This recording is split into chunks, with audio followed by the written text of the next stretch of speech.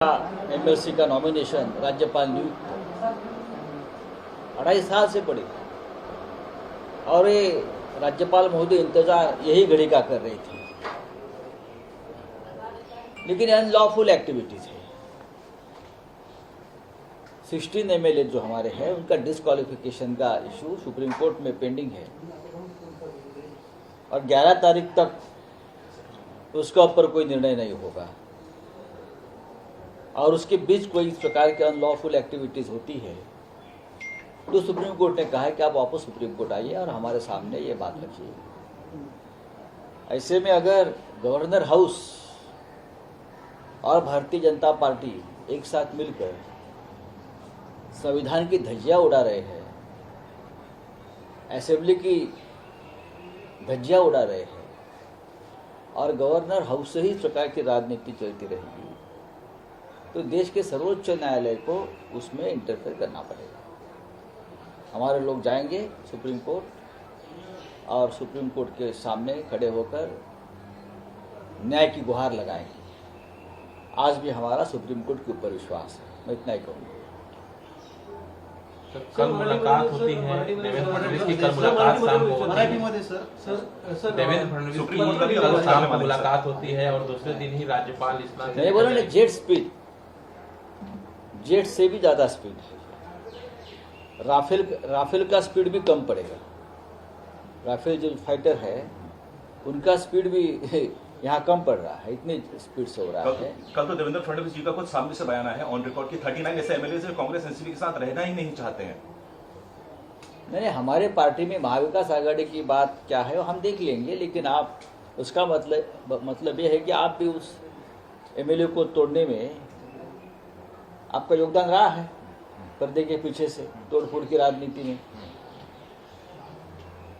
करने दो, इस प्रकार से आप सत्ता हथियाना चाहते हो तो आपको मुबारक है, लेकिन इतना आसान नहीं है। महाराष्ट्र में अगर इस प्रकार से आप अनलॉफुल एक्टिविटीज करेंगे राजनीति में और असेंबली में, गवर्नर हाउस में, तो जनता देखती है सब कुछ, जनता चुप नहीं बैठी। राज्य की कॉन्स्टिट्यूशनल अथॉरिटी कहती है कि बड़ी डिस्टर्बिंग पिक्चर है पॉलिटिकल सिनेरियो उसकी। नहीं, डिस्टर्बिंग सिनेरियो किसने निर्माण किया है?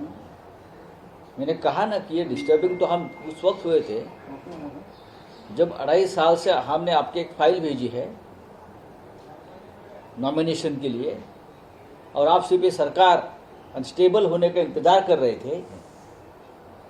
ये इसलिए है कि आप किसी को इनाम देना चाहते हैं। उसके बाद ये सरकार गिरने के बाद या गिराने के बाद जो कोशिश हो रही है ये 12 एमएलसी, इसलिए आपने अब तक फाइल रखी होगी। लेकिन मैं राज्यपाल का आदर करता हूँ, गवर्नर साहब है हमारे,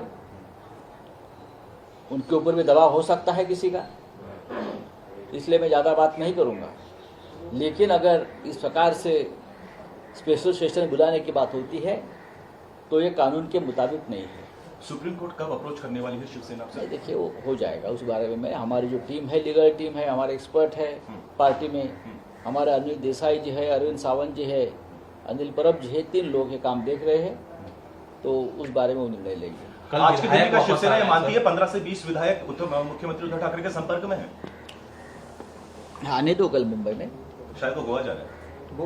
हाँ भाई, पर्यटन तो चल रहा है, पर्यटन गोवा में खत्म होगा, गोवा से मुंबई आना पड़ेगा। कैसे आएंगे, कब आएंगे, या उधर भी पहाड़ देखेंगे,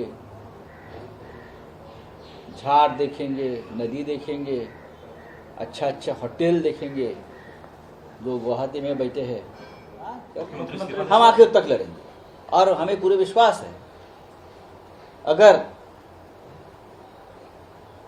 फ्लोर ऑफ द हाउस पर कानून की लड़ाई के साथ हम जाएंगे और कानून का अगर पालन किया जाएगा तो हम जीतेंगे। क्या बागी ग्रुप शिवसेना से रूबरू हो पाएगा? क्या सिनेरियो होगा, क्या लगता है आपको? काफी दुर्भाग्यपूर्ण तो है। नजर से नजर तो मिलाइए, बाद में देखेंगे आप में कितनी हिम्मत है। हमने कोई गलती नहीं की, हमने कोई पाप नहीं किया है, हमने आपको बच्चों की तरह संभाला है, मित्रों की तरह उद्धव जी ने संभाला है, बच्चों की तरह संभाला है बाला साहब ठाकरे जी ने। और वो भी वो मान्य करेंगे, कौन से कारण देकर आप भाग रहे हो? सब झूठे कारण हैं, सब झूठे बोल, सब झूठ बोल रहे। चलो धन्यवाद। नमस्कार, मैं हूं मानक गुप्ता। अगर आपको हमारा ये वीडियो पसंद आया हो तो इसे लाइक और शेयर जरूर करें, और हां, हमें सब्सक्राइब और फॉलो करना ना भूलें ताकि आप देश और दुनिया की कोई खबर मिस ना करें। तो जुड़े रहिए हमारे साथ और देखते रहिए न्यूज़ 24।